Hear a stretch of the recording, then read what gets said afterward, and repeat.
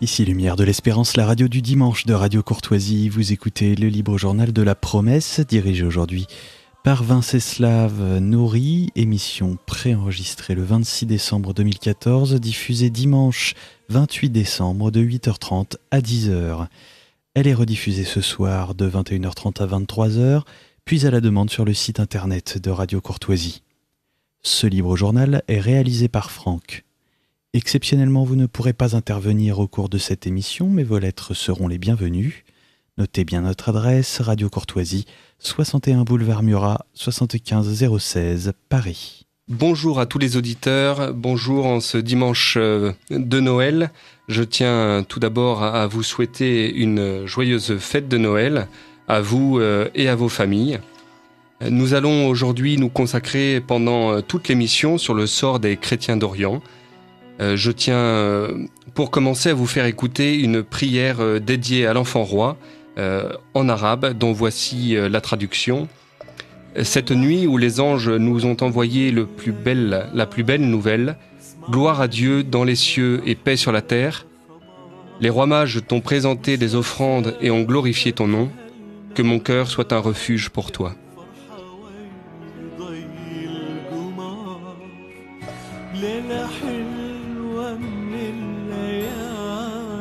سمعنا بيها أحلى خبر بشرى زفتها الملايكة فرحة ويضي القمر المجد لله في الأعالي وعلى الأرض السلام عمان الله معانا والمسرة للأنام المجد لله في الأعالي وعلى الأرض السلام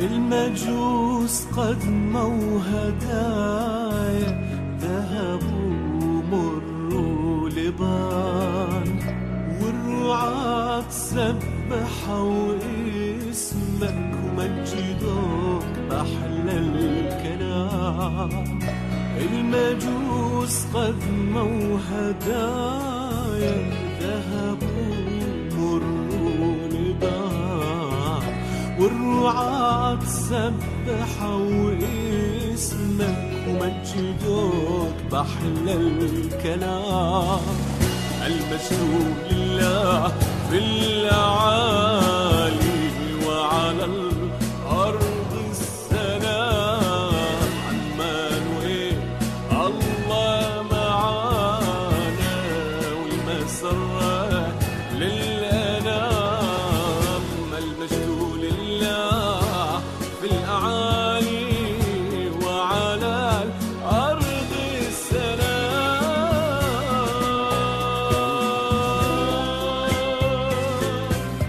جد شرفت الأماكن يلما لقيت بيها مكان اليوم أفرش لك ضلوعي والليلة بيك لقيت تنام جد شرفت الأماكن يلما لقيت بيها مكان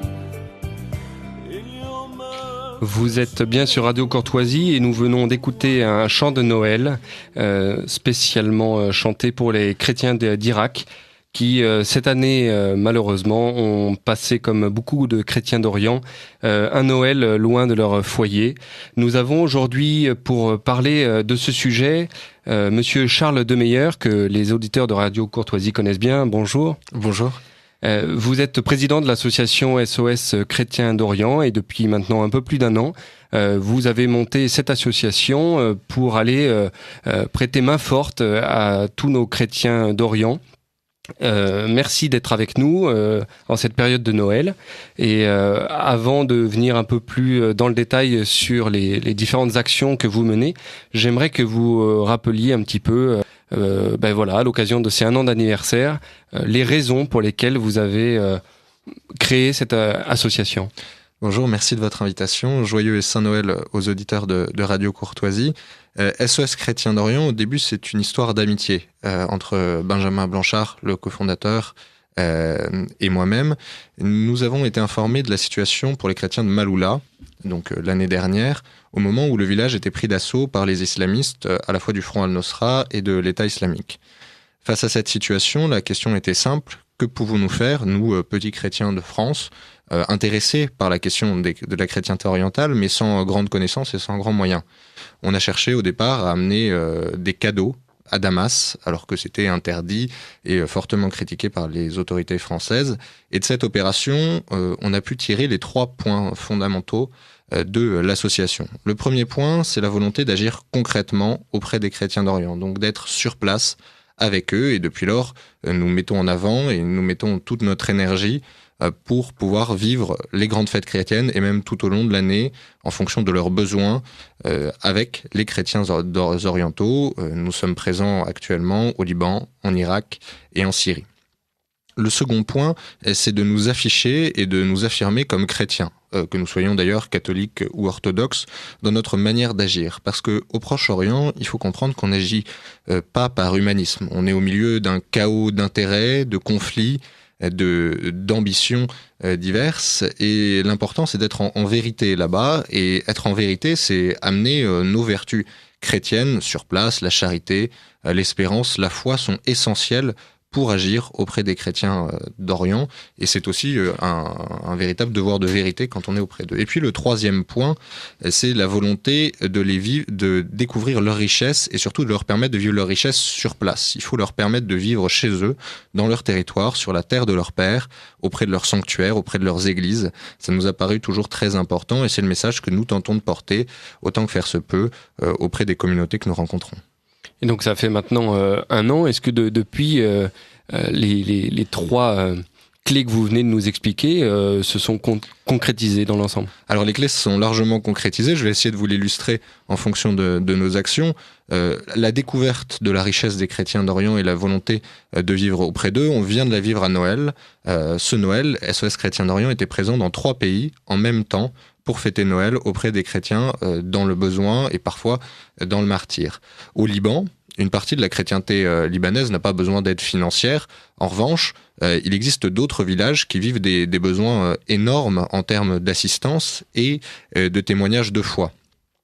Nous étions avec 8 jeunes Français, en plus de notre association sœur au Liban, SOS Chrétiens d'Orient Liban, où il y avait 4 ou 5 personnes, en face du village d'Ersal. Le village d'Ersal est aujourd'hui aux mains de l'État islamique, dans la Beka, et à 5 minutes, il y a une école qui fait aussi orphelinat, qui s'appelle Notre-Dame de Jaboulé, et qui fêtait Noël à 5 minutes des forces islamistes. On entendait encore les rafales de Kalachnikov, et en même temps, il y avait les rires des enfants, les chants de fête et les prières tenues par les sœurs. Ça, c'était très important et ça illustre très bien ce qu'on cherche à faire. À la fois de l'aide concrète, on a distribué des cadeaux, et en même temps, une vraie solidarité spirituelle avec ces communautés-là pour que nous puissions continuer et parfaire ce lien qui est important entre les chrétiens libanais et la France, ce lien qui est historique. La volonté d'agir concrètement, alors ça on l'a mise en place en Irak de manière directe. Depuis le 11 août dernier, on était la première association française à arriver sur place quand l'État islamique a pris le village de la plaine de Ninive, village où vivaient la majorité des chrétiens du pays, et on s'est tout de suite engagé à faire une chaîne humaine qui s'est intitulée Sauver les enfants de Ninive. Pour ça, on a envoyé plus d'une vingtaine de volontaires. On est en train d'entamer le 6e mois de mission. Plus de 20 volontaires qui ont distribué dans l'urgence et puis cherché à construire. cherchaient à construire en profitant du réseau que nous tissions au Kurdistan irakien. Et puis le fait de s'afficher comme étant chrétien, nous le vivons en ce moment même en Syrie où nous avons 8 volontaires français qui ont vécu la messe de Noël dans l'église Saint-Georges à Maaloula. Et l'église Saint-Georges à Maaloula, qui avait été endommagée par les attaques islamistes, c'est grâce à l'argent des donateurs d'SOS Chrétiens d'Orient et parfois grâce à la générosité des auditeurs de Radio Courtoisie que nous avons pu nous permettre de reconstruire cette église et de vivre Noël auprès d'eux. Donc c'était un moment de foi important pour nos 8 volontaires sur place de pouvoir vivre Noël avec des chrétiens syriens dans une église que nous avions participé à reconstruire. Il y a un acte d'une grande générosité, c'est aussi tous ces volontaires qui se motivent à partir dans des pays qui peuvent faire peur pour nous, Français, avec notre incompréhension un petit peu de toute cette complexité, vous le disiez vous-même, le chaos d'intérêts, de conflits de tout cet Orient. Ces volontaires-là, combien sont-ils ? Reviennent-ils tous évidemment en France, je pense, mais repartent-ils tous sur place à d'autres occasions ? Voilà. Est-ce que vous pouvez nous définir un peu quel type de personnes, de bénévoles vous êtes dans votre action ? Alors les volontaires de SOS Chrétiens d'Orient, c'est le public que vous pouvez rencontrer dans votre paroisse. Alors vous avez la jeune fille dynamique et souriante, le vieux monsieur solitaire, la bande de copains qui essayent de mettre un petit peu d'animation dans l'église. Ben voilà, c'est un petit peu ce à quoi ressemble la majorité de nos volontaires. Il n'y a pas besoin d'avoir de qualités tout à fait particulières pour partir au Proche-Orient dans les régions dans lesquelles nous travaillons. Sinon, c'est 2 qualités chrétiennes importantes, c'est-à-dire d'avoir la foi, de soutenir son action par la prière et également d'être dans l'espérance. Parce qu'il y a un aspect choquant à rencontrer des chrétiens qui souffrent, qui sont dans le martyre. Je me souviens cet été, on voyait des enfants dans des conditions déplorables. Ça peut un petit peu chambouler les personnes qui vont voir cela. Eh bien, on a remarqué que nos volontaires, à partir du moment où on leur a bien expliqué le sens de SOS Chrétiens d'Orient, ils vivent beaucoup mieux ces expériences-là et que le soutien de la foi est très important. On voit même d'ailleurs des gens qui s'enrichissent dans leur foi personnelle et qui s'enrichissent auprès des splendeurs de la chrétienté orientale, des splendeurs liturgiques, des splendeurs culturelles, des splendeurs communautaires que nous pouvons toucher. Et c'est un des éléments un petit peu spécifiques à notre association. C'est-à-dire que nous permettons à des dizaines de jeunes Français d'aller toucher concrètement ce que sont les chrétiens d'Orient, de ne pas en faire une sorte d'exotisme, d'orientalisme d'une certaine manière, mais bien de comprendre quelles sont leurs aspérités, quelles sont leurs aspirations, quels sont leurs véritables rêves, qu'est-ce qu'ils veulent vraiment. Je prends un exemple assez simple. En Irak, l'année dernière, on a vu beaucoup de réactions de chrétiens français qui disaient quel formidable témoignage d'espérance ces chrétiens irakiens qui restent sur place au milieu de leur terre. Alors certes, c'est un beau témoignage d'espérance, mais moi j'ai été en Irak l'ensemble du mois d'août, pas un chrétien irakien n'était heureux de rester sur la terre de ses pères. Ils voulaient tous partir parce que si on reprend l'histoire de la chrétienté irakienne depuis un siècle, c'est quand même le 4 ou 5e épisode soit de génocide, soit de gros mouvements de population, et donc ils étaient dans un désespoir complet. Or, si vous arrivez en Irak en disant bravo, quel beau témoignage de foi, évidemment vous n'avez pas la réponse attendue. La réponse attendue, c'était voilà, on est au milieu de vous, on participe à votre repas, on participe à essayer de vous trouver des solutions en urgence, et ça changeait vraiment les choses, et ça changeait les choses parce que c'était des jeunes, au moins dans la jeunesse d'esprit, français qui étaient auprès d'eux au quotidien, et ça leur a fait extrêmement de bien. Et alors, on sent que du coup vous intervenez quand même dans des zones totalement déstructurées et donc votre association essaye d'apporter la charité, peut-être un peu d'espérance, de la joie, notamment en cette période de Noël avec les cadeaux que vous avez pu distribuer, à défaut peut-être de pouvoir régler vraiment le problème de manière politique ou structurelle ou à long terme. De quelle manière vous pouvez analyser votre intervention pour les années à venir? Est-ce que vous pensez que ça va durer et que vous allez apporter toujours ce même soutien de cette manière-là, ou nécessairement il va falloir s'adapter, changer? Voilà. Alors nous, en réalité, quand nous arrivons sur un terrain d'intervention, la première chose à faire, c'est d'entrer dans le véritable contact des communautés sur place. Donc on passe toujours beaucoup de temps à préparer nos missions, on fait des voyages préparatoires On fait des séjours pour évaluer ce qu'on a fait, bien ou pas. On va voir les représentants civils ou ecclésiastiques. Et puis, on cherche à développer des antennes, des associations sœurs dans ces pays-là. On en a déjà ouvertes 2. La première est au Liban et la seconde en Irak, où l'association est en train de s'enregistrer comme étant aussi une association présente au Kurdistan irakien. Là-dessus, ça nous permet d'avoir une présence continue. Et la présence continue, c'est extrêmement important parce que ça donne une indépendance de point de vue et une autonomie dans la prise de décision, qui est un trésor quand on veut ensuite pouvoir réellement soutenir des projets ou non. Et vous le soulignez très bien, on ne peut pas faire de l'aide d'urgence partout. En revanche, ce qu'on peut faire, c'est se tenir à ce que je vous ai dit au départ dans les points fondamentaux de l'association. L'un des points, c'est de leur permettre de vivre chez eux. Or, qu'est-ce qu'un chrétien d'Orient, un chrétien irakien aura besoin aujourd'hui de pouvoir scolariser ses enfants. Or, comme ils ont quitté leur terre, il y a peu d'écoles disponibles.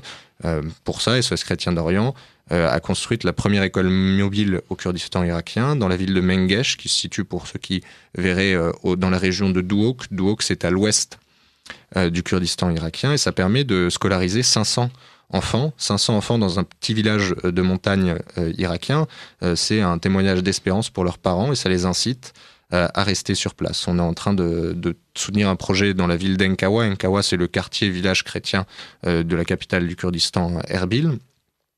Et puis, nous essayons également d'agir auprès de toutes ces institutions.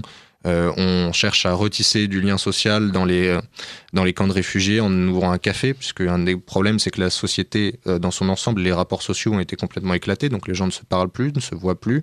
Donc on essaye d'agir là-dessus. On a fait aussi des moments d'amitié, simplement pour leur permettre de sortir de leur quotidien. Et puis nous évaluons avec eux les besoins. Ces besoins, ça a été par exemple pendant un moment des cabines médicalisées ou des complexes médicaux qu'on a mis en place à la fois dans les camps et en même temps dans la ville de Mengesh dont je vous ai parlé tout à l'heure, pour permettre des soins efficaces au moment où les réfugiés arrivaient en masse au Kurdistan irakien, puisqu'il faut comprendre que le Kurdistan irakien est envahi de réfugiés. Il accueillait déjà des réfugiés syriens et en ce moment, il accueille ce qu'ils appellent dans les institutions internationales des déplacés, puisqu'ils n'ont pas réellement changé de pays pour l'analyse des associations qui vont les aider là-bas. Donc tout ce faisceau de connaissances nous permet de partir sur du plus long terme. En Syrie, aujourd'hui, on est la seule association française à agir de manière concrète, humaine, incarnée. Donc on pose les jalons d'une aide prochaine quand certaines régions seront libérées. Je prends l'exemple de la ville martyre d'Homs. À Homs, on est dans une ville qui est entièrement détruite. Les images sont simplement horribles. Il n'y a plus un bâtiment qui est debout. Et pourtant, SOS Chrétien d'Orient a réussi à installer une cabine médicalisée là-bas. Donc on a déjà pris des premiers liens avec les dirigeants, les évêques, de manière à pouvoir agir sur du plus long terme. Et au Liban, c'est exactement notre objectif, puisqu'on fait peu d'aide d'urgence et on va travailler avec notre association sœurs libanaise surtout à prier ensemble avec les chrétiens libanais, à faire se rencontrer les communautés chrétiennes libanaises et surtout à agir auprès de certains endroits qui ont besoin d'aide encore au Liban. Je pense à la ville de Kahana, dans le sud Liban, dans laquelle nous étions où j'étais moi-même il y a 5 ou 6 jours. La ville de Kahana, c'est une ville doublement martyre, puisqu'elle a subi des bombardements israéliens en 1996 et en 2006, qui ont fait des centaines de morts, femmes et enfants, et qui donc vit dans un traumatisme, et en même temps qui a une richesse biblique importante. Alors la ville se dispute la réalité de l'emplacement du miracle des noces de Cana avec une ville palestinienne, mais il y a quand même des vestiges. Il y a un moment très fort de spiritualité, de foi qui se passe dans ce village. On va aider à le mettre en valeur et à montrer aux chrétiens libanais que les chrétiens français sont encore là pour les aider. Voilà, la foi, l'aide humanitaire et la connaissance, on reste fidèle à ces 3 principes, et en suivant ces 3 principes, ça nous permet d'agir dans le plus long terme. Et puis il y a une volonté d'expansion de l'association pour qu'on soit capable de répondre sur l'ensemble des théâtres où il y a des chrétiens orientaux qui ont besoin d'être aidés. On est en train de travailler à nous étendre en Iran, en Égypte et en Jordanie. Alors, on sent en vous écoutant que effectivement vous connaissez bien maintenant toute cette zone, et merci de nous la partager aujourd'hui sur Radio Courtoisie. Je rappelle à nos auditeurs que nous recevons Charles de Meyer, qui est le président de l'association SOS Chrétien d'Orient, à l'occasion de la première année anniversaire de leur engagement auprès des chrétiens d'Orient.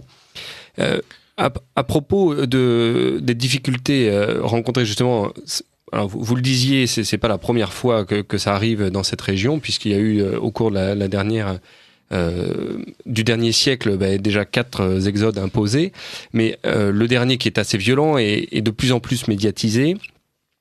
Est-ce qu'aujourd'hui on peut considérer qu'il est terminé et que les lignes sont figées, ou aujourd'hui on a encore une expansion, notamment je parle de tout le territoire avec avec le nouveau califat? Alors, il faut se rendre compte que la saignée de la chrétienté irakienne, elle ne date pas de l'expansion de l'État islamique. Les barbares de Daesh sont venus apporter le coup de grâce, d'une certaine manière, à des communautés irakiennes qui avaient déjà commencé, des communautés chrétiennes en Irak, qui avaient déjà commencé à s'échapper, pour dire la vérité, d'Irak, après l'invasion américaine de 2003. Avant l'invasion américaine de 2003, on compte 1 300 000 à 400 000 chrétiens en Irak. En 2014, avant les événements, on en comptait déjà 400 000. Donc il y avait eu une saignée terrible numérique de la chrétienté irakienne, à la fois en raison de l'éclatement social du pays. En envahissant l'Irak, les États-Unis ont complètement explosé les institutions du pays, et en même temps par l'émergence de groupes terroristes largement soutenus, islamistes, qui vont commencer à persécuter les chrétiens de manière directe, soit par des enlèvements, ça a été le cas à Bagdad et dans la ville de Mossoul, soit en leur interdisant tout simplement des portions de territoire. Il faut savoir qu'à Mossoul, avant même que la ville ne soit prise par l'État islamique, il y avait toute une partie des quartiers qui étaient inaccessibles aux chrétiens. Ensuite, l'État islamique a arrêté son avancée sur les zones chrétiennes officielles. Les zones chrétiennes officielles, c'était en gros la plaine de Ninive, certains villages aux alentours de Kirkouk, et le reste est au Kurdistan. Le Kurdistan, pour l'instant, résiste bien aux assauts de Daesh, et on peut même considérer que certaines libérations des villes et des villages en Irak pourra se passer rapidement, et SOS Chrétien d'Orient sera évidemment présent dès que les villages seront libérés. On espère pouvoir même être à la remorque des jeeps qui iront dans ces villages dès le premier jour. Cependant, ce dont il faut se rendre compte, c'est que la communauté internationale, aujourd'hui, a énormément de mal à régler la problématique de l'État islamique. Elle a énormément de mal pour 2 raisons. La première, c'est que c'est des islamistes qui ont été largement financés et largement aidés, à la fois en termes matériels et humains, par la communauté internationale. On sait qu'il y a des rebelles syriens qui ont été entraînés dans des camps en Jordanie. Alors, ils n'étaient pas officiellement de milices djihadistes, mais c'est fort mal connaître la région que de penser qu'ils ne sautent pas d'un groupe à l'autre en fonction de l'intérêt, en fonction de la peur qui est provoquée. Et puis, il y a la problématique financière. Aujourd'hui, on parle de 3 millions de dollars obtenus par l'État islamique par jour en vendant du pétrole à la fois en Irak et en Syrie. Ils ont pillé les banques de Mossoul, s'obtenant un butin de guerre très important. Donc, le califat est loin d'être réduit encore. La stratégie qui consiste aujourd'hui à les bombarder est efficace pour préserver certaines poches, mais pose des problèmes importants. Par exemple, on sait que les États-Unis cherchent à en profiter pour déstabiliser le régime de Bachar el-Assad en Syrie, alors que le régime de Bachar el-Assad en Syrie protège les chrétiens syriens, donc est-ce souhaitable ou non ? Et puis, il y a la volonté toujours d'un interventionnisme dans la manière de procéder, dans la manière de faire, dans la manière de défendre, qui ne correspond en rien au cadre existant dans ces pays. On ferait bien, d'une certaine manière, de se souvenir de ce que nous avons fait au Liban, où la solution occidentale et les soutiens occidentaux ont été systématiquement la source de solutions catastrophiques dont le Liban a encore du mal à se relever aujourd'hui.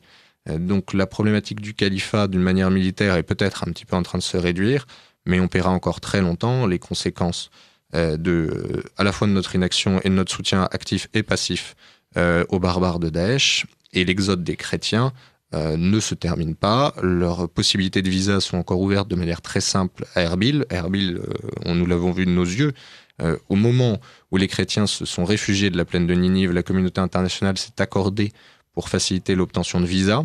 Donc il y avait des files énormes de chrétiens qui attendaient leur visa, qui vont ensuite soit en Turquie, soit en Jordanie, soit au Liban, pour obtenir le fameux statut de réfugié international qui ouvre le droit au fait d'aller dans les pays occidentaux, et puis après se distribue dans beaucoup de pays occidentaux.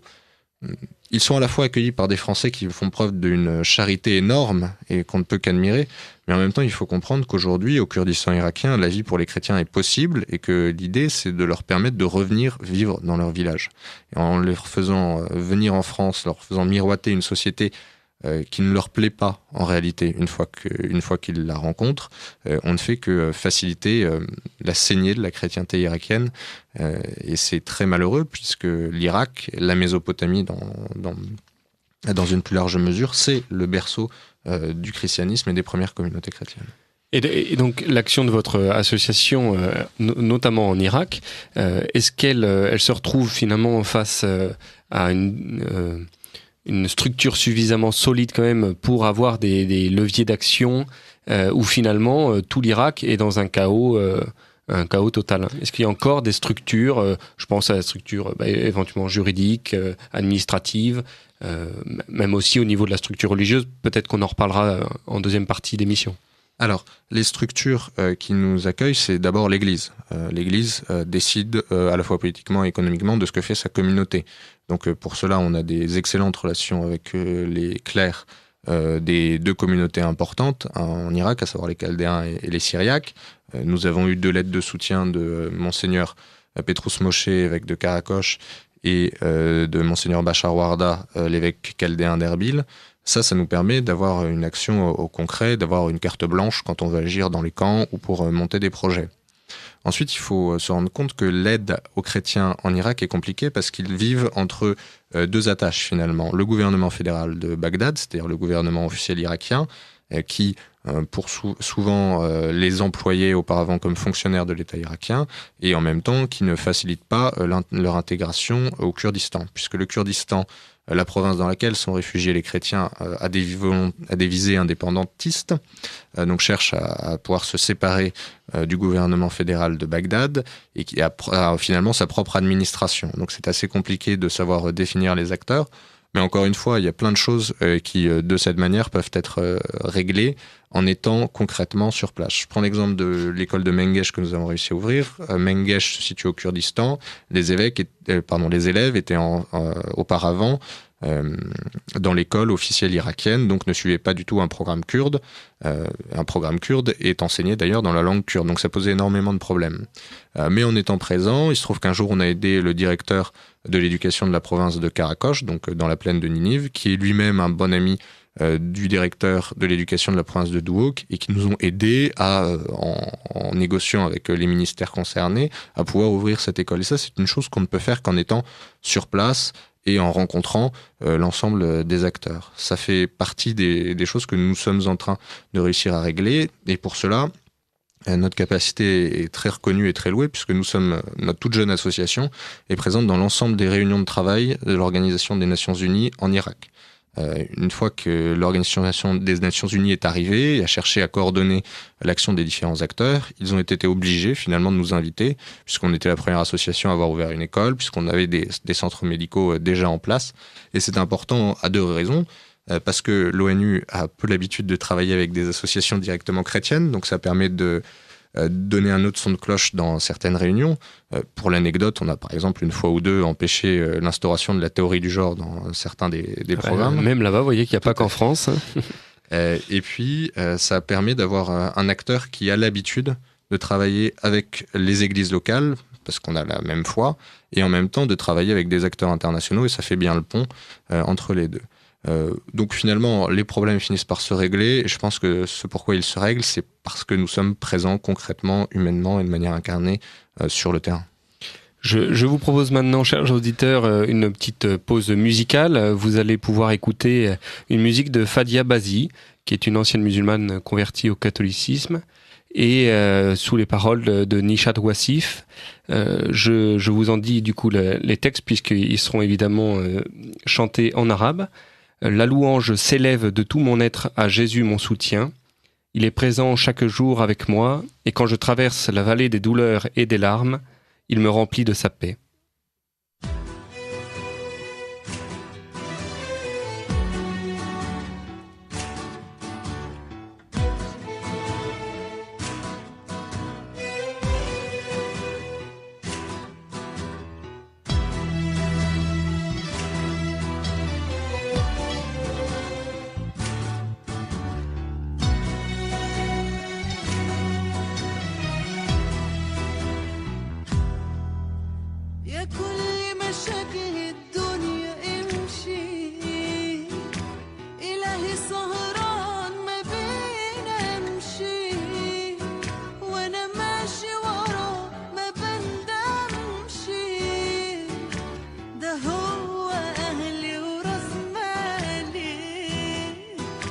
يا كل مشاكل الدنيا امشي، إلهي سهران ما بينامشي، وأنا ماشي وراه ما بندمشي، ده هو أهلي وراس مالي،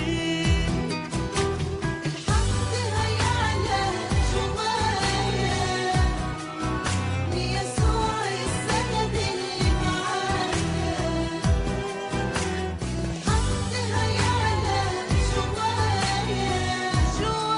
ليسوع السند اللي معايا، معايا سلام ويرفعني عالي فوق آلامي وبكايا، متشدد بإلهي الحي، مسيحي اللي ماله زيي، قبل ما اشكي بلقاه جاي، يحضني ويقول غالي، متشدد بإلهي الحي، مسيحي اللي ماله زيي، قبل ما اشكي بلقاه جاي، يحضني ويقول غالي، الحمد هيعلى شوية ليسوع السند اللي معايا، الحمد هيعلى شوية ليسوع السند اللي معايا، والسلام ويرفعني عالي فوق آلامي وبكايا.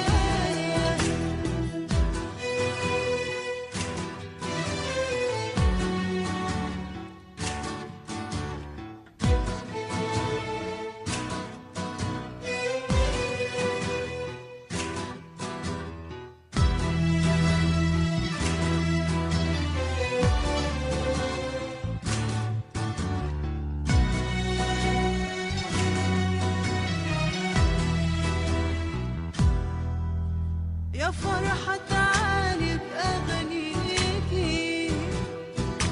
وغني لسيدي ومليكي، لو تمشي أنا همسك فيكي. Bien, vous voilà de retour sur Radio Courtoisie où nous venons d'écouter une chanson arabe, une musique de Fadia Bazi, mais arabe catholique, puisque les textes nous amenaient à une louange vers Jésus, notre soutien. C'est à l'occasion de l'émission de ce jour sur les chrétiens d'Orient où nous recevons Charles de Meyer, président de l'association SOS Chrétiens d'Orient. Monsieur de Meyer, je voudrais revenir avec vous sur les difficultés que peut rencontrer une association comme la vôtre sur place. Alors, on a parlé des difficultés matérielles. Je voulais voir s'il n'y avait pas aussi des difficultés au niveau de la culture et notamment être certain que la manière dont vous apportez le message est compris par une population qui n'a pas forcément la même méthode de pensée que la nôtre. Alors, c'est pour ça qu'il est très important dans notre manière d'agir de venir pour être touché. Et c'est pour ça que j'insiste sur le fait que nos bénévoles sont des volontaires.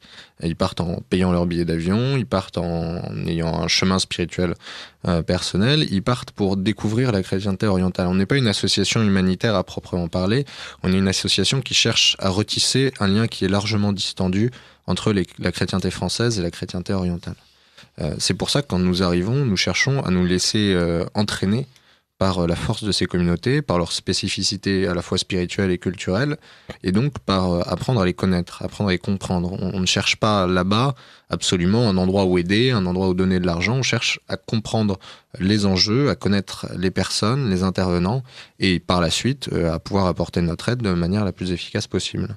C'est pour ça qu'on a rarement eu de problème en réalité pour que le message soit passé, rarement eu de problème parce que les gens nous voyaient vivre avec eux, Et en vivant avec eux, évidemment, on découvre beaucoup plus de leurs réflexes et de leur manière de faire. Les seuls soucis qui peuvent exister, c'est dans la manière d'opérer, de travailler. Et souvent, il a fallu que l'association soit assez pédagogue dans ce qu'elle voulait mettre en place. Je pense aux cabines médicalisées ou aux écoles. Mais ça fait aussi partie du charme de nos visites là-bas, c'est qu'on découvre une civilisation qui n'est pas la nôtre. Et c'est pour ça qu'il faut redire que les chrétiens d'Orient ne seront pas heureux en Occident et ne vivront pas la vie qu'ils souhaitent vivre et mener. Ça n'a rien à voir, ni dans la manière de témoigner de sa foi, ni dans la manière d'en parler. Vous n'aurez rarement ou de manière très disparate des discussions de spiritualité avec un chrétien oriental. Il le garde souvent dans son intimité et il en parlera beaucoup moins, alors que l'affichage, l'affirmation identitaire de son appartenance à une communauté religieuse et ethnique est tout à fait assumée et même mise en valeur. Je prends l'exemple de la polémique du Noun.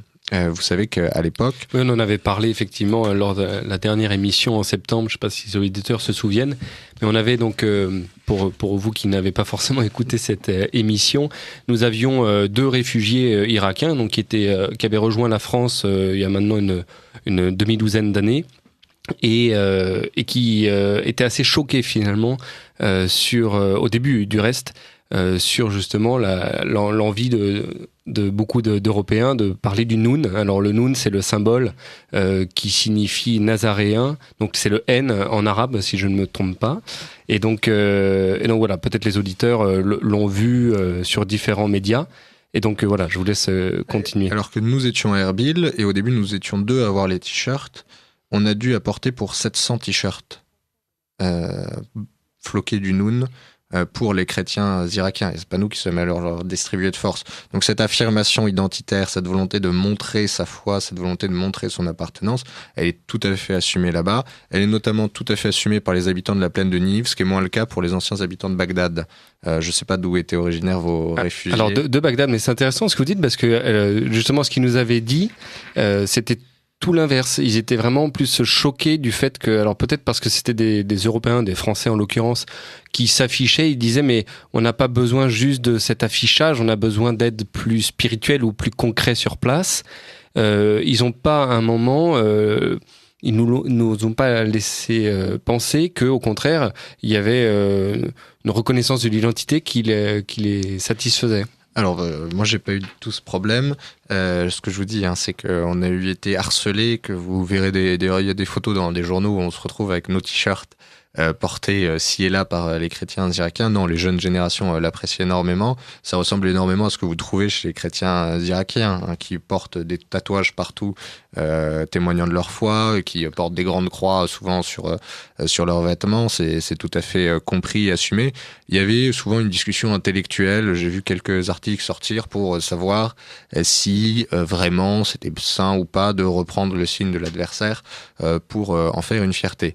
Et nous, on l'a fait de manière plutôt fine, je crois. C'est que notre contact irakien nous a dit que N, ça voulait dire aussi, alors de mémoire, c'était je prie, je partage et je donne.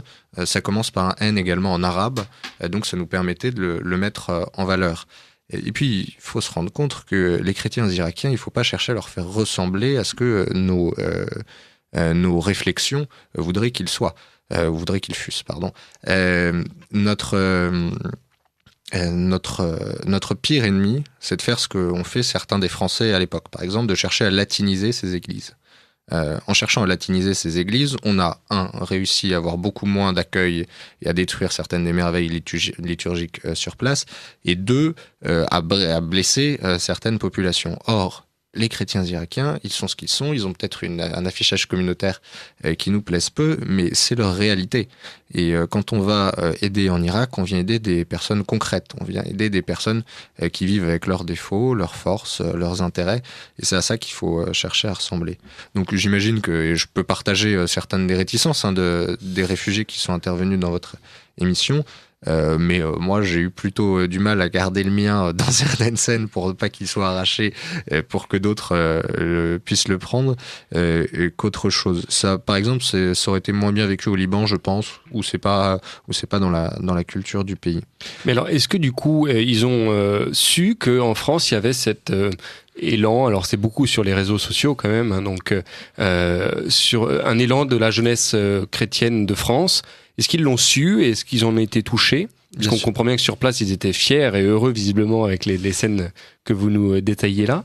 Est-ce que voilà, ils ont eu aussi cette vision de la France? Alors, ils ont déjà, ce sont des jeunes gens qui viennent de classes éduquées. C'est important parce que ça montre qu'ils sont ultra connectés, on dirait, comme nous dirions aujourd'hui. Et ils sont ultra connectés sur Internet, sur les réseaux sociaux, donc ils voient tout ce qui se fait. Je prends une anecdote au hasard. Notre guide, celui qui travaille avec nous maintenant depuis 1 an en Irak, a rencontré l'association par Facebook. Donc ils connaissent extrêmement bien ces outils et à chaque fois ils peuvent le voir. Ils ont d'ailleurs leurs propres agences de presse qui leur retransmettent tout ça. Ils sont extrêmement touchés dès que la France fait quelque chose. Et c'est là qu'on comprend que la France a véritablement une vocation pour les chrétiens d'Orient. Celui qui l'a sans doute le mieux décrit, c'est le cardinal Barbarin. Je crois que vous aviez pu évoquer son voyage dans une précédente émission. Oui, en effet. Et le cardinal Barbarin expliquait que les sourires s'affichaient, que les visages se détendaient et que finalement il y avait une merveille d'espérance qui apparaissait au cours de son voyage auprès des chrétiens irakiens. Et c'est la réalité, c'est ce qu'ils nous ont dit là-bas, c'est à quel point dès qu'un Français, en même temps un cardinal français peut être sur place, ça les touche énormément. Ça les touche énormément pour plusieurs raisons. Déjà, on a des attaches historiques. La quasi-totalité du clergé en Irak a été formée à l'époque par le séminaire dominicain de Mossoul. Donc, quand on croise des prêtres un peu âgés, ils parlent tous français, quasiment. Et puis, la France n'est pas pour rien éducatrice des peuples, comme nous le rappelait le pape, mais elle a quelque chose de miraculeux dès qu'elle agit sur place. On le voit très bien dans les liens et dans l'affection que nous portent les populations. Puis il y a quelque chose de plus simple à dire, c'est que dans la vocation de notre pays, c'est incarné, c'est pas simplement des fantasmes. Quand il y a eu ces événements en Irak et qu'on se promenait ou qu'on cherchait à agir au Kurdistan irakien, dès qu'on croisait un volontaire étranger, c'était très régulièrement un Français et on a vu une véritable vague de mobilisation en France pour ça. Et les chrétiens irakiens le sentent extrêmement bien.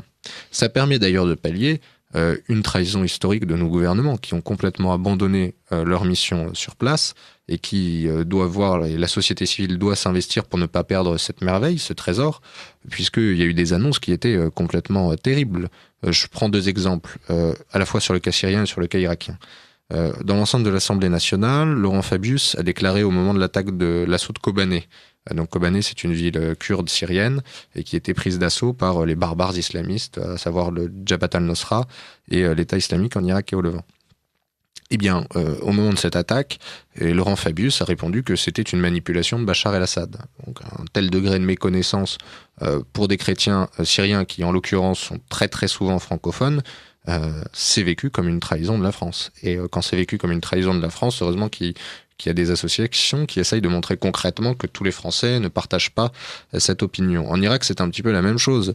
Laurent Fabius était enorgueilli à l'époque d'avoir amené cette tonne de matériel sur place, sauf que cette tonne de matériel, c'est 2 petites camionnettes. L'association avait fait mieux lors de son opération de Pâques avec la mobilisation en gros d'une 50aine d'étudiants. Donc vous voyez que cette volonté de mobiliser la société civile pour ne pas perdre le trésor de nos relations là-bas est tout à fait essentielle. C'est d'autant plus essentiel que d'autres grandes puissances sont à l'œuvre, notamment en Irak où on voit la Chine, les États-Unis comme vous le savez, mais encore d'autres, les Russes, qui agissent.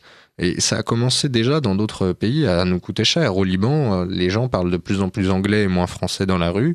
En Syrie, l'enseignement du français dans le secondaire était obligatoire à l'époque. Aujourd'hui, il est optionnel avec le russe.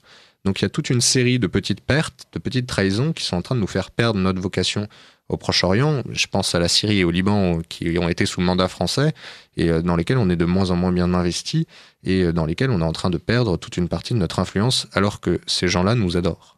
Et alors selon vous, parce qu'effectivement c'est intéressant de voir que finalement il y a peut-être un peu que de la com de la part de nos dirigeants, de la communication pardon. Est-ce qu'il y a une raison pour laquelle la France quitte ces pays maintenant depuis quelques années? Alors il y a à mon sens 3 raisons. Le premier, c'est la perte de connaissances anthropologiques d'une certaine manière humaine des gens. Avant, il y avait énormément de Français qui vivaient dans ces pays, qui essayaient d'en avoir une connaissance fine et qui essayaient de tenter d'en voir la réalité humaine concrète. Et donc, ça nous permettait d'avoir une information extrêmement saine et extrêmement bonne dans la manière de gérer les problèmes. Donc ça, c'est une vraie perte. Il y a ce qu'on pourrait appeler une perte de niveau dans notre capacité d'intervention là-bas.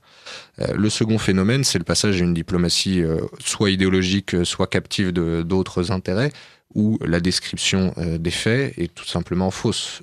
Si on aligne les mensonges de Laurent Fabius sur la situation syrienne, je sais qu'il a été mis en cause auprès d'un tribunal international par des réfugiés syriens du fait de son action et de ses propos, c'est juste scandaleux.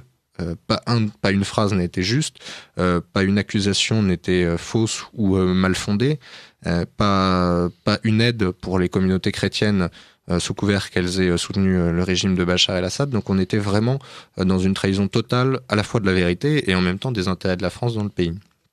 Et puis la troisième raison, c'est la déchristianisation de la France. À partir du moment où la France n'est plus chrétienne, elle ne peut plus aider des communautés qui la voient comme la fille aînée de l'Église. Ils ne sont pas intéressés par l'aide d'une France matérialiste, humaniste. C'est pas la France dont ils rêvent au Proche-Orient. La France dont ils rêvent, c'est les femmes irakiennes qui ont des mantilles siglées lourdes. C'est des apparitions de Notre-Dame de Pontmain au Liban.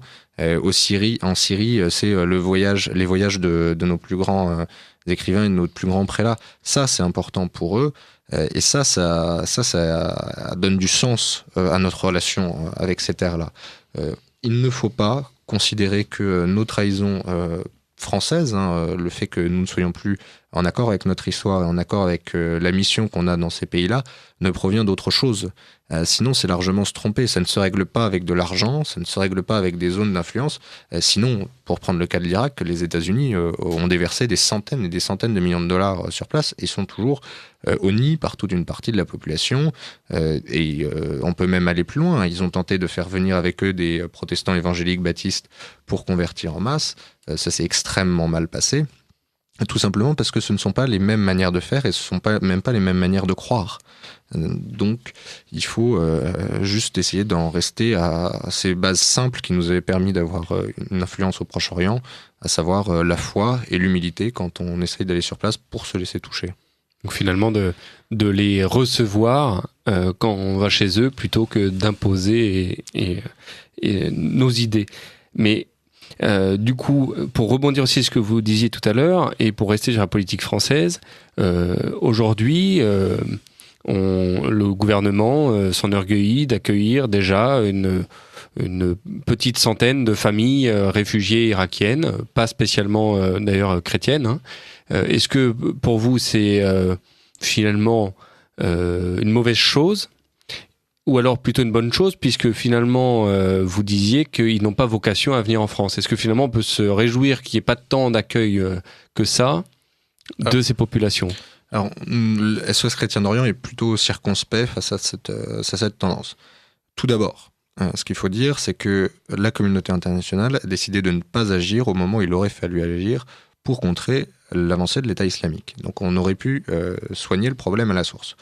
Il faut rappeler qu'on a notre part de responsabilité financière, matérielle, humaine et morale dans l'expansion de ces milices islamistes qui, je le rappelle, en 2007-2008, alors qu'elles existaient déjà, étaient au fond du trou dans la province d'Anbar au sud de l'Irak et dont personne ne pensait plus entendre parler à l'avenir. Secondo, au moment où l'ensemble des médias orientaux ont commencé à attirer l'attention sur l'avancée de l'État islamique, la transcription française a été scandaleuse. Il faut reprendre les articles des grands médias français à l'époque où on parle de l'État islamique comme étant une somme de militants et pas de terroristes. Je vous invite à relire, ça a été publié dans nos plus grands quotidiens nationaux. Donc on a eu un traitement complètement biaisé de l'affaire, complètement biaisé parce qu'on a fait un pari idéologique et stratégique stupide sur le cas syrien. Je fais ce propos liminaire pour bien expliquer que nous n'aurions jamais dû être face à ce choix, ce qu'il faut rappeler. Secondo, la situation des chrétiens au Kurdistan est difficile, il faut les aider, ils manquent de beaucoup de choses, ils manquent d'avenir pour leurs enfants et comme tout un chacun, ils rêvent d'un meilleur futur et d'une vie plus stable, plus confortable. Toutefois, ils ne risquent pas d'être tués du jour au lendemain au Kurdistan. Au Kurdistan, ils sont dans une situation sécuritaire stabilisée, avec des peshmergas, c'est-à-dire les forces armées kurdes qui sont en train d'avancer et qui peuvent progresser et libérer leurs terres. Donc nous ne souhaitons pas voir de grandes vagues migratoires de chrétiens irakiens arriver en France, en Europe ou même dans les autres pays où ils sont déjà beaucoup plus implantés, à savoir l'Australie, les États-Unis et le Canada, parce que ça permet de vider les chrétiens de l'Irak. Et vider les chrétiens de l'Irak, ça a été longtemps des stratégies mondiales. Ça a été longtemps des stratégies pour le contrôle du pétrole et pour des visées stratégiques qui n'ont rien à voir avec la bonne vie des chrétiens irakiens. Il faut savoir, par exemple, qu'il y a déjà des chrétiens qui avaient émigré en France qui sont rentrés à Erbil. Parce qu'ils arrivent dans des villes de banlieue parisiennes où ils sont mis au milieu de communautés musulmanes qui les effraient. C'est pas la France dont ils rêvent, c'est pas la France qu'ils fantasment. Et puis surtout parce que, encore une fois, leur mode de vie n'a rien à voir avec le nôtre. Donc ils sont accueillis mais pas accompagnés. Ils sont accueillis et accompagnés autant que faire se peut par quelques associations dont le travail est admirable et plein de charité et de bonté. Mais ce n'est pas la solution et ça ne les rendra pas heureux et ni viable. Il faut voir, je crois que vous avez reçu Arnaud du Royaume qui essaye de faire un travail remarquable pour permettre leur assimilation à la société française. J'ai été dans l'une de ces rencontres, il déploie des trésors d'efforts, mais c'est une difficulté énorme et au cas par cas, dans des cas limites. Il reçoit par exemple des jeunes Irakiens qui étaient présents au moment de l'attentat de la cathédrale de Bagdad, où là chacun peut entendre qu'il faille aider ces personnes et leur permettre de vivre en France.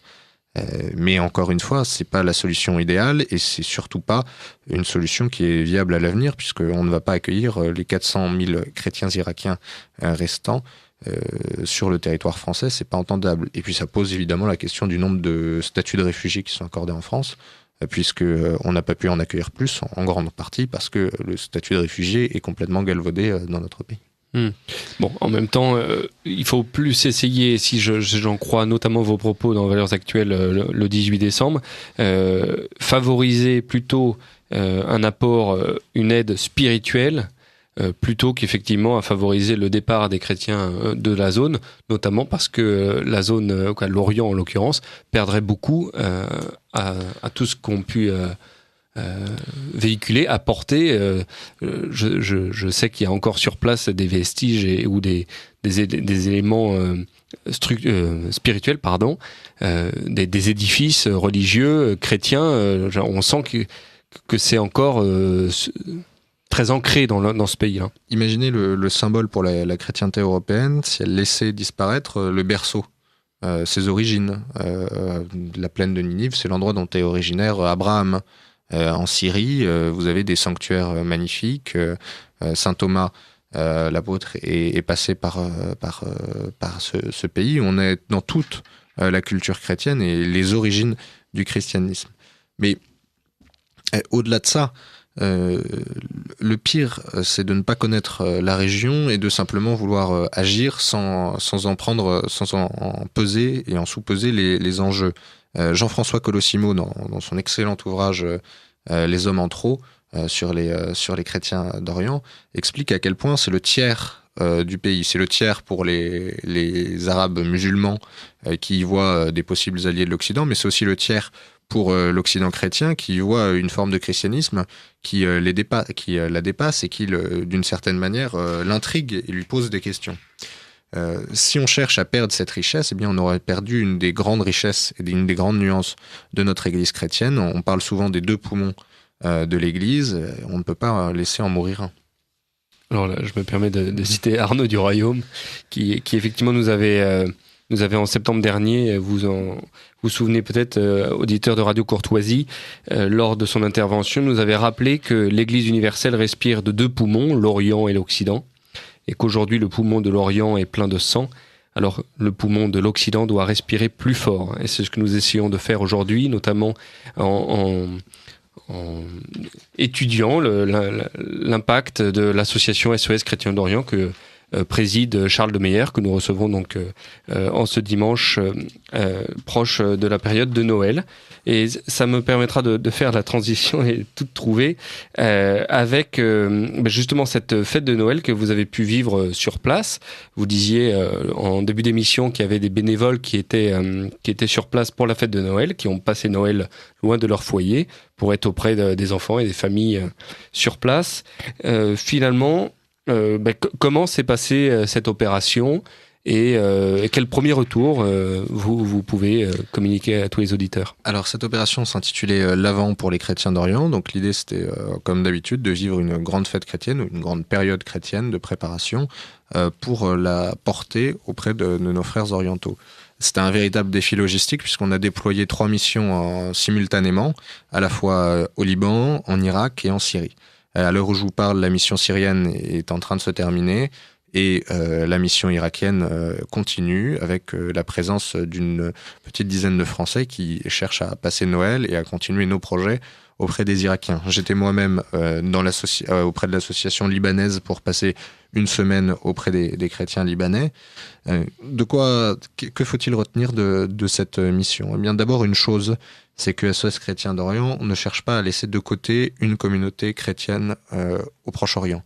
Comme vous le savez, il y a une multitude d'églises diverses. Nous cherchons à nous laisser les toucher par tous, notamment sans faire une distinction qui nous semble abusive entre les branches orthodoxes et catholiques des églises que nous pourrions aider, de communautés que nous pourrions aider, mais également en cherchant à aller à la rencontre de l'ensemble de ces communautés. Je prends l'exemple du Liban dont je reviens.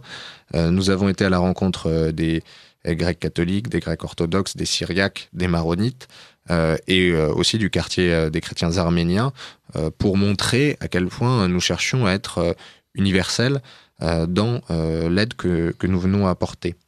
Ça, c'est un point qui est très important parce que vous savez qu'il pourrait y avoir des sentiments d'injustice auprès de certaines communautés en disant que nous mettions trop d'aide pour une des églises ou une autre. SOS Chrétiens d'Orient cherche à traiter également l'ensemble des églises qui forment cette belle famille de la chrétienté orientale. Le second constat, c'est encore l'efficacité de notre mode d'action avec des moments très très forts. Le fait de passer le 24 décembre dans la ville de Maaloula auprès des milices chrétiennes qui ont libéré la ville, dans l'église Saint-Georges que nous avons permis de reconstruire, le lendemain d'aller dans la ville syrienne de Yabroud, elle aussi victime de la persécution islamiste, et de pouvoir voir les classes d'école que nous avons financées qui vont permettre bientôt à 300 enfants d'assister au catéchisme dans cette ville. Ce sont des moments extrêmement forts.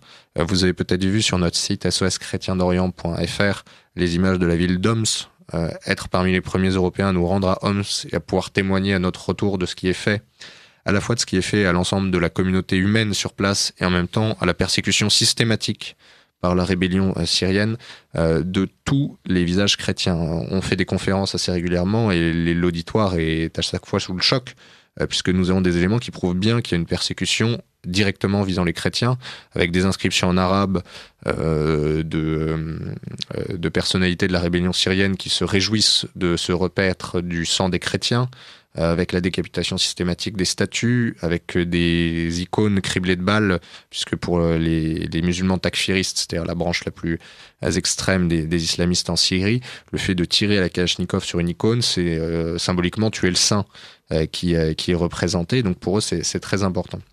Donc il y a toute une vertu de témoignage.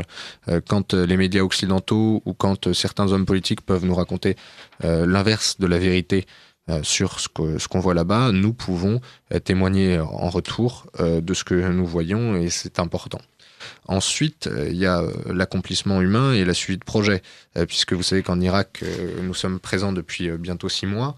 En étant depuis bientôt 6 mois, vous imaginez bien qu'on a des projets en cours en permanence et ça nous permet d'assurer un suivi. C'est donc un vrai succès et ça nous invite à 2 choses, accroître notre présence continue dans l'ensemble de la région et nous étendre vers d'autres chrétientés qui ont aussi besoin d'aide, de soutien à la fois spirituel et matériel, et ça nous engage à faire encore davantage pour aider les chrétiens de ces pays.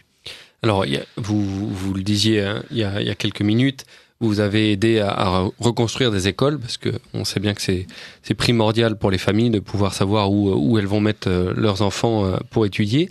Et j'ai vu aussi, là, justement, en préparant un peu l'émission, que vous avez eu des actions aussi pour ramener de l'eau dans des coins où forcément, vu qu'ils ont été amenés à se déplacer, il n'y a pas toute cette structure.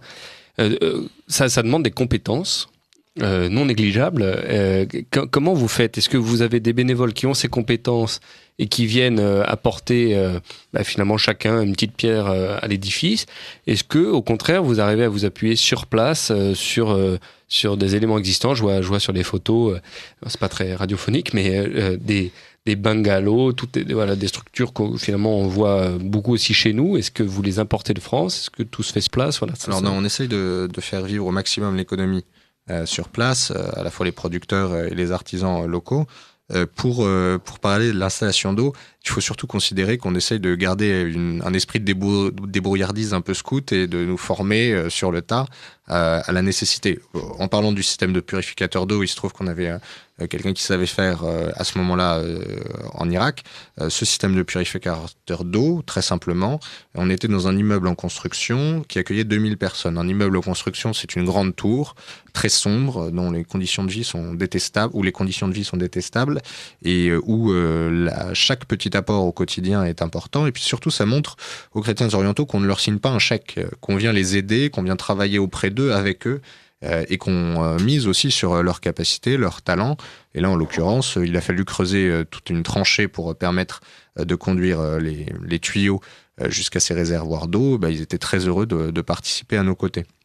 Au sujet des cabines médicalisées, nous les faisons faire à Duhok. Duhok, c'est la deuxième ville du Kurdistan irakien, par connaissance, par réseau. Et j'insiste encore, tous ces petits problèmes-là, on pourrait avoir l'impression que c'est très compliqué, mais en réalité, il y a pas mal de savoir-faire et pas mal de connaissances en Irak qu'on peut mettre en place, qu'on peut mettre en batterie finalement, si on est présent auprès d'eux, si on les connaît, si on peut aller dans les marchés, dans les souks pour négocier, si on a le temps de parler, de discuter avec les responsables de ces approvisionnements-là.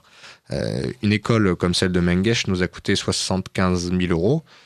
Ces 75 000 euros, c'est la générosité de nos donateurs, mais c'est aussi la recherche du moindre coût et de la plus grande efficacité pour permettre aux 500 enfants d'aller à l'école.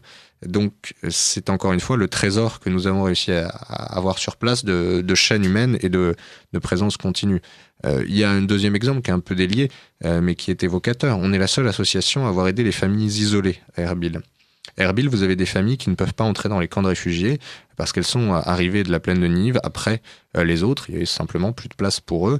Il y a SOS Chrétien d'Orient, grâce à son tissu de volontaires, a pu aller dans chaque maison, dans chaque recoin, parfois dans chaque coin de rue, puisque parfois ils n'avaient pas de toit, pour aller les aider, aller à leur rencontre et leur apporter ce dont ils avaient besoin. Il y a des moments extraordinaires.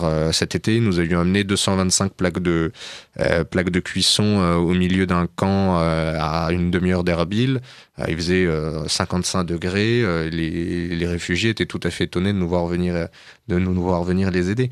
Donc cet esprit de débrouillardise, cet esprit de service, en réalité, il nous permet souvent de transporter nos petites montagnes et de venir à bout de certains problèmes. Et c'est le premier compliment qui nous est fait sur place, la souplesse de la structure et la souplesse de la réponse qui est apportée. Un projet comme celui d'acheminer de l'eau dans cette tour, une organisation normale, ça lui aurait mis des semaines d'analyse. Pour nous, en 2 heures d'analyse des plans et de vérification du financement, ça pouvait être parti. Alors, est-ce que c'est pas la force justement d'une jeune association? Je rappelle aux auditeurs qui sont sur Radio Courtoisie dans le journal de la promesse, historiquement, donc c'est quand même beaucoup de scouts et donc je vois qu'effectivement vous en êtes un ancien scout. Finalement, cette promesse, cette débrouillardise d'aller vers les autres, est-ce que c'est pas aussi la force d'une jeune association? Alors c'est la force, si vous voulez, à mon avis, davantage d'un état d'esprit. Une association, qu'elle soit jeune ou pas, elle peut faire le maximum pour les gens sur place. En revanche, la volonté, la volonté de vivre auprès d'eux et de gagner, de progresser humainement, de chercher à se laisser enrichir, ça permet tout de suite de voir avec eux au quotidien leurs problèmes et au quotidien leurs doutes et au quotidien ce qui finalement ne les tracasse qu'à la marge. L'esprit de service, c'est surtout la grande satisfaction de la réponse qui nous est apportée en France par les gens qui veulent partir avec nous. Il y a un véritable succès. Au départ, certains nous ont décrits comme des fous quand on a commencé à aller en Syrie, en Irak, à mettre du monde sur place en permanence, à être finalement des laïcs un peu autonomes dans notre manière d'agir.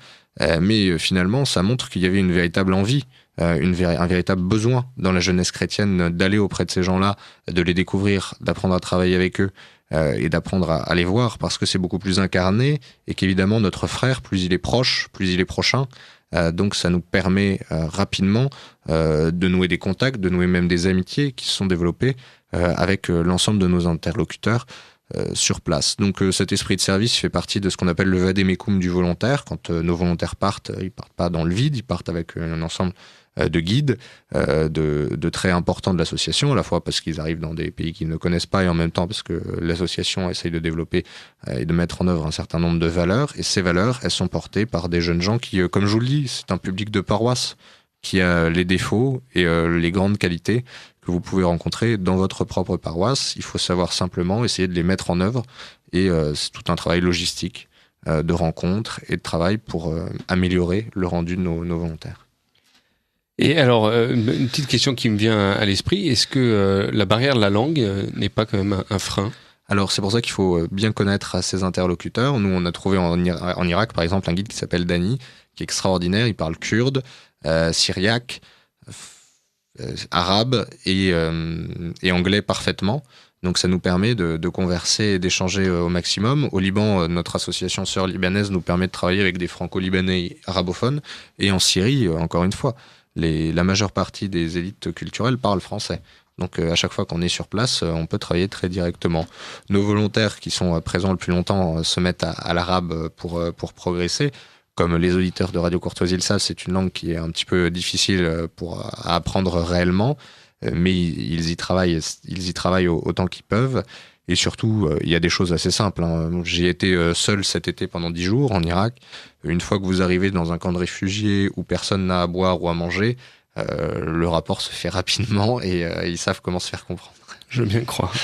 Et ces familles-là, donc j'imagine qu'il y a aussi tout âge qui est représenté dans ces camps. Est-ce que vous les sentez abattus, prenant un peu leur nouveau destin en main ? On dit souvent que les Irakiens sont pas une population qui est très revancharde. Voilà. De quelle manière vous les voyez réagir face à cette situation ? Le moins qu'on puisse dire, c'est que les Chaldéens sont assez peu revanchards. Ils sont en train de sortir du choc psychologique qui a été le fait de tout perdre d'un coup, alors que souvent dans leur famille, ils avaient déjà tout perdu. Quand on les rencontrait fin août dernier ou début septembre, c'était la misère totale, ils avaient tout perdu, ils n'avaient qu'une envie, c'était quitter l'Irak et se débarrasser de cette vie où ils risquaient à tout moment d'être en proie aux milices sunnites qui les persécutaient. Aujourd'hui, ils ont compris, que techniquement, ça allait être difficile de faire partir 400 000 personnes d'un même pays. En même temps, ils sont en train de reprendre espoir à mesure que leur village risque d'être libéré par la coalition des Kurdes et en même temps de l'aide internationale. Il y a aussi une évolution psychologique. J'étais en Irak il y a un mois, nous sommes entrés pour distribuer des couvertures dans une famille. Et là, souvent, quand on demande à la famille de raconter quelle a été son expérience, l'épouse se met à pleurer de manière très forte. Et je vois mes bénévoles qui sont présents sur le long terme aujourd'hui en Irak, qui sont au quotidien, s'étonner du fait que la femme pleure. Et moi-même, dans l'expérience que j'avais eue l'été d'avant, c'était systématique. Tout le monde était en larmes. Ils m'ont expliqué que c'était de moins en moins présent, que les gens arrivaient à reprendre un peu de force. Donc finalement, ça m'a conforté dans l'idée de dire qu'aujourd'hui, les chrétiens arrivent un petit peu à reprendre le dessus, mais ils ont du mal à reprendre le dessus, et surtout, ils ont du mal à reprendre le dessus à cause du manque de projets structurels. Pendant un temps, la réponse des SOS Chrétiens d'Orient, c'était de la survie, de l'eau, de l'électricité, des médicaments. Aujourd'hui, notre réponse, ça doit être sur des projets de long terme qui sont à la fois plus compliqués et beaucoup plus coûteux pour leur permettre de revenir, s'installer et retrouver espoir et envie de rester en Irak. À mesure que le temps avance et qu'on arrive à mettre en place ces projets ou que d'autres associations arrivent à mettre en place ces projets, la situation s'améliore. Mais il faut bien considérer qu'on est encore à un fil de voir disparaître les chrétiens d'Irak et que c'est pour ça qu'il faut qu'il y ait une grande mobilisation pour les soutenir, pour les aider et pour ne pas les laisser disparaître, cette belle chrétienté irakienne. Alors, pour ça, il y aura peut-être aussi besoin à un moment d'une aide internationale. Je pense peut-être d'une aide militaire. Est-ce que vous pensez qu'il y a des besoins, je sais pas, de déminage, de pacification de la zone, de reconstruction sur place avec une aide militaire? Je pense notamment aux casques bleus. Est-ce qu'à à moyen, long terme, on peut imaginer ce déploiement? Le premier besoin militaire et stratégique international, c'est l'arrêt de la folie internationale vis-à-vis du cas syrien. Tant que le cas syrien continue à être traité de cette manière, on crée un havre de chaos au milieu d'un pays qui est limitrophe à Irak et qui permet aux djihadistes d'avoir une base arrière et en même temps de recevoir des financements de manière détournée pour soi-disant combattre le mal absolu Bachar el-Assad et en réalité s'étendre et créer ce qu'on a vu aujourd'hui, le califat. Donc ça, tant que la situation n'est pas réglée, les troubles resteront à la fois en Syrie, à la fois en Irak, mais sont aussi en train d'arriver, ils sont déjà arrivés au Liban, en Jordanie et dans certains pays de la région. La présence des casques bleus pourrait être souhaitable une fois que les villages chrétiens sont libérés, notamment parce qu'il y a une grande peur vis-à-vis des paysans sunnites qui se sont alliés à l'État islamique pour récupérer les terres des chrétiens. Et les chrétiens ont donc du mal à s'imaginer rentrer dans leur village, puisque c'est d'une certaine manière les villages voisins qui ont participé au fait de les piller et au reste des scènes infâmes qui ont été racontées dans la presse. C'est important de considérer cependant qu'il serait largement préférable que les chrétiens puissent se libérer par eux-mêmes, notamment pour qu'ils puissent préserver une certaine souveraineté sur leur village et sur leurs terres, notamment parce qu'on sait qu'il y a du pétrole dans la plaine de Ninive, et que le pétrole intéresse autant l'État islamique que le gouvernement central kurde, que le gouvernement central irakien. Or, c'est une richesse qui pourrait permettre à la communauté chrétienne de se reconstruire. C'est donc souhaitable, à notre avis, que les chrétiens puissent d'une certaine manière se libérer par eux-mêmes. Pour le moment, ce n'est pas permis par les Kurdes, mais espérons qu'un jour cela le soit, notamment parce qu'on sait que la plaine de Ninive, elle est très difficile à tenir militairement. Elle est très difficile à tenir militairement parce que, comme son nom l'indique, c'est une plaine, donc il y a peu de remblais, il y a peu de défense possible, et donc il y a besoin d'une assistance internationale. Enfin, la projection de soldats au sol pour participer à la reconquête de ces territoires aurait pu être souhaitable, mais en raison de ce que je vous ai dit au départ, c'est-à-dire le non-règlement de la crise syrienne, on ne sait toujours pas quelles seraient les véritables visées, quelle serait la véritable stratégie, notamment des États-Unis, dans le fait de déployer ces troupes. Donc pour l'instant, nous restons circonspects par rapport à tout cela. Et je le répète, si la communauté internationale n'avait pas fomenté et largement soutenu les troupes que nous avons vues en Syrie, jamais nous n'aurions vu Daesh, c'est-à-dire l'État islamique, avec cette puissance et cette importance dans les villages chrétiens. Et il est un peu tard pour la communauté internationale de s'inquiéter du sort des chrétiens, alors qu'elle n'a rien dit pendant 4 ans, où il arrivait des horreurs, et c'est triste de faire une graduation, mais 1000 fois supérieures qu'aux chrétiens irakiens aujourd'hui.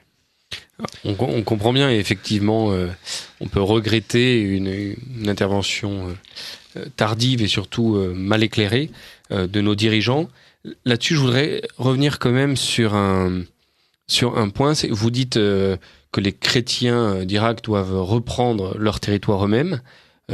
Il faut pas oublier que les chrétiens sont une minorité sur place et que, à ma connaissance, mais vous êtes plus expert sur le sujet, mais il n'y a pas que eux qui ont été martyrisés et qui aujourd'hui vivent dans ces camps de réfugiés. Alors, l'ensemble des minorités espèrent pouvoir reprendre les villages des minorités, c'est-à-dire les Chébèques, les Yézidis, les chrétiens sur place. Pour beaucoup, ils poussent à pouvoir reprendre ces territoires par eux-mêmes pour ne pas être sous la coupe intégrale des Kurdes. Mais pour l'instant, c'est complètement bloqué. La communauté internationale soutient uniquement le Kurdistan et pas ces solutions-là. Ce qu'il faut comprendre, c'est que les villages chrétiens aujourd'hui, ils ont été entièrement pillés. Il n'y a plus de richesse à l'intérieur et en réalité, ils ne font pas partie de la frontière réelle du califat. Donc pour ceux qui n'ont pas de champ de pétrole à proximité, c'est pas d'une importance stratégique extrême pour les islamistes qui n'y voient ni symbole ni réalité. Pour l'intérêt de l'État islamique à prendre les villages chrétiens, c'était de faire des razzias et de montrer sa puissance vis-à-vis des autres gouvernements. On sait aujourd'hui que les lignes sont assez proches de ces villages chrétiens, qu'en réalité ils sont tenus davantage par les tribus sunnites alentours que par les vrais combattants de l'État islamique. Donc le fait de les reprendre serait assez rapidement. Ce qu'on peut espérer, c'est que tout ça se fasse dans la concorde, dans l'aide internationale et dans la raison internationale pour servir l'intérêt de l'ensemble de cette mosaïque de communautés qui forme l'Irak. Le problème, c'est qu'aujourd'hui, on est face à des dirigeants et des négociateurs internationaux qui n'y voient pas cet intérêt-là, qui y voient d'autres intérêts, d'autres jeux de puissance et d'autres problématiques.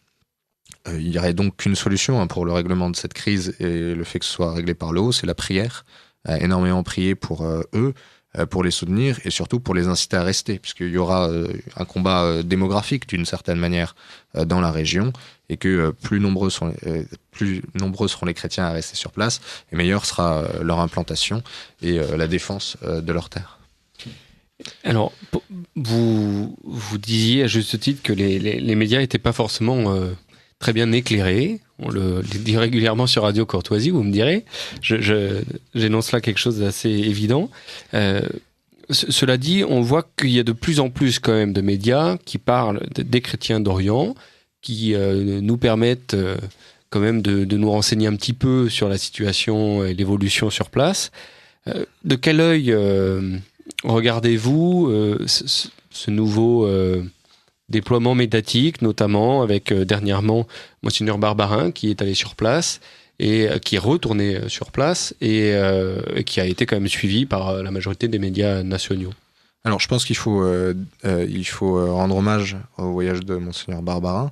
En tant que chrétien français et au vu des effets que ça a eu en Irak, on ne peut être qu'admiratif de son geste et comme je vous le disais tout à l'heure, ça a eu une incidence importante dans la confiance et dans l'espérance des chrétiens irakiens. Je ne pense pas cependant qu'il l'ait fait simplement pour les médias. Le traitement médiatique de la chrétienté orientale, il est souvent fait d'un réflexe de fraternité bien naturel finalement au vu des souffrances qu'ils ont à vivre. On peut s'en satisfaire et en réalité SOS Chrétien d'Orient s'en satisfait tout à fait parce que ça montre qu'il y a un vieux fond français de vocation pour aider les chrétiens d'Orient et que ça finit par nous toucher. On reste le seul gouvernement, je crois, à avoir au Quai d'Orsay quelqu'un spécialisé dans la recherche et l'aide auprès des communautés chrétiennes orientales et ça a toujours fait partie de notre vocation, du cœur de la vocation française dans la région. Donc on est plutôt heureux de voir que les médias se mobilisent derrière cette cause. Nous posons cependant la question de ce pourquoi ça n'a pas été fait pendant 4 ans, alors que les exactions faites sur les chrétiens syriens étaient encore une fois plus horribles et que toujours nous ne voyons rien sur ce que vivent les chrétiens syriens dans la grande presse nationale, alors même qu'aujourd'hui ils vivent toujours un martyre plus important, c'est malheureux à dire, hein, mais que les chrétiens irakiens.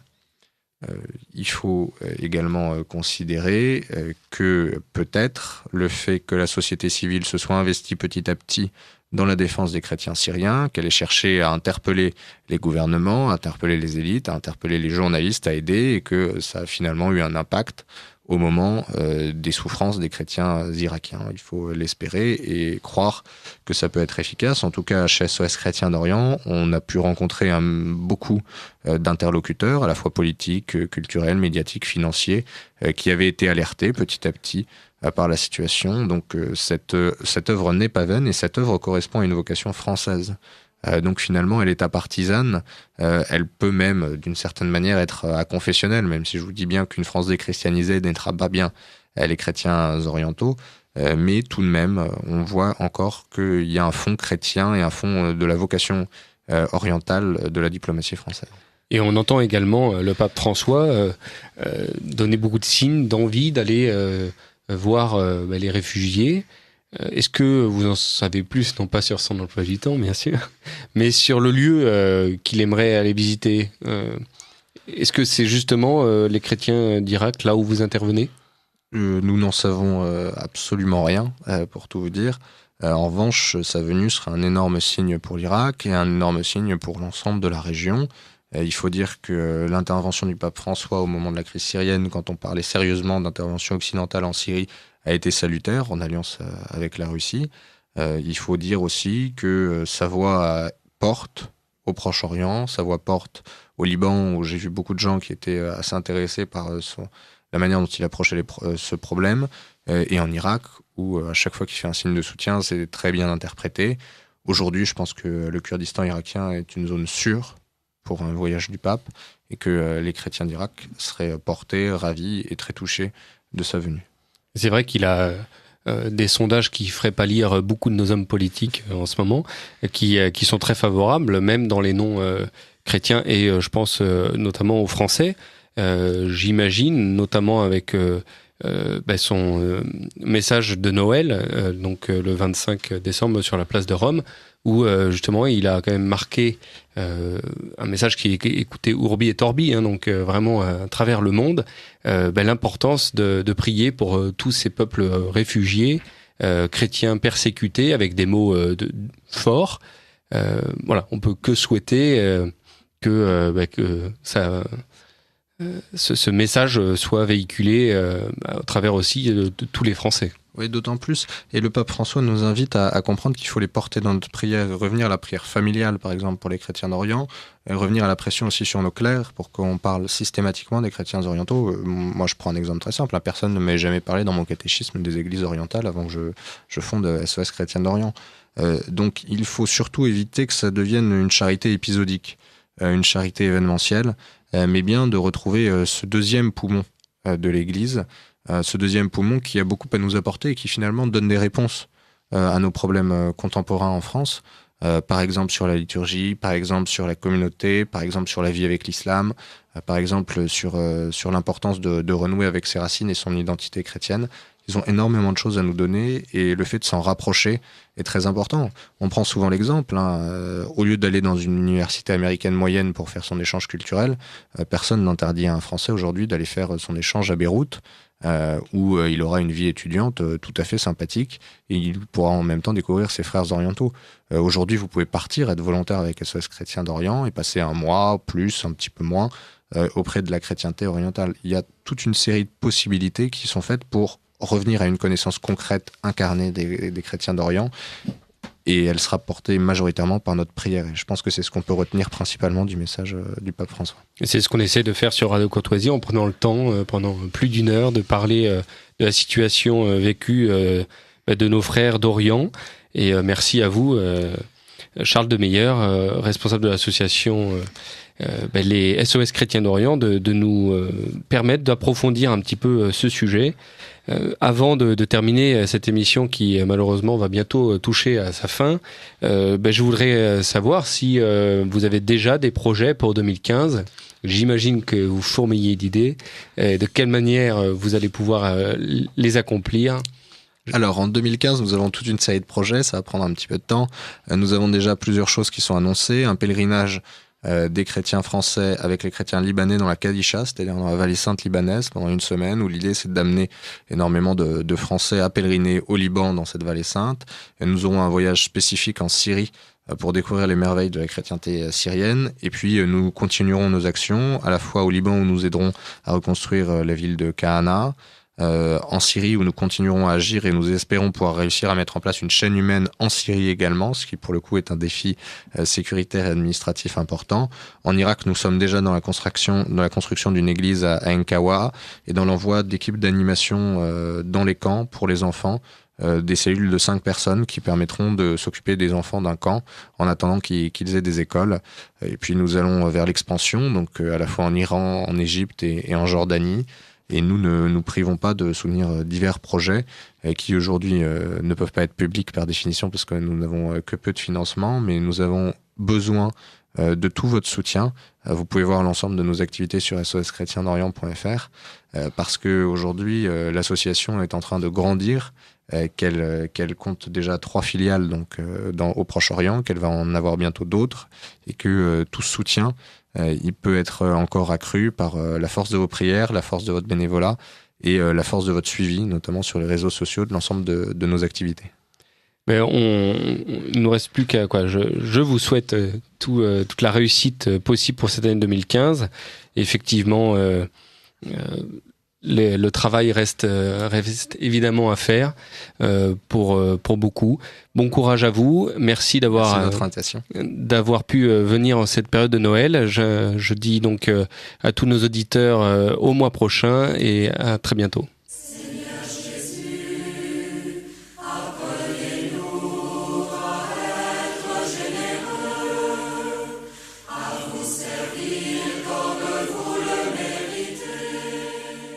Ici Lumière de l'Espérance, la radio du dimanche de Radio Courtoisie. Vous venez d'entendre le libre journal de la promesse, dirigé aujourd'hui par Venceslas Nouri. Émission préenregistrée le 26 décembre 2014, diffusée dimanche 28 décembre de 8h30 à 10h. Elle est rediffusée ce soir de 21h30 à 23h, puis à la demande sur le site internet de Radio Courtoisie. Ce libre journal a été réalisé par Franck. N'oubliez pas que Radio Courtoisie est une radio culturelle associative. Afin de sauvegarder une indépendance absolue, Radio Courtoisie refuse toute ressource publicitaire. Radio Courtoisie ne vit que grâce à ses auditeurs. Aidez-nous à demeurer libres, adhérez à notre association. Pour cette année, la cotisation minimum est de 40 €. Envoyez votre chèque à Radio Courtoisie, 61 boulevard Murat, 75 016, Paris. Nous pouvons vous faire parvenir un enregistrement de ce libre journal. Commandez le CD-ROM pour le prix franc de port de 9 € ou 6 € seulement si vous êtes adhérent de notre association. En rédigeant des chèques distincts pour la cotisation et pour l'enregistrement, vous faciliterez la tâche de notre secrétariat bénévole. Je vous rappelle notre adresse Radio Courtoisie, 61 boulevard Murat, 75 016, Paris.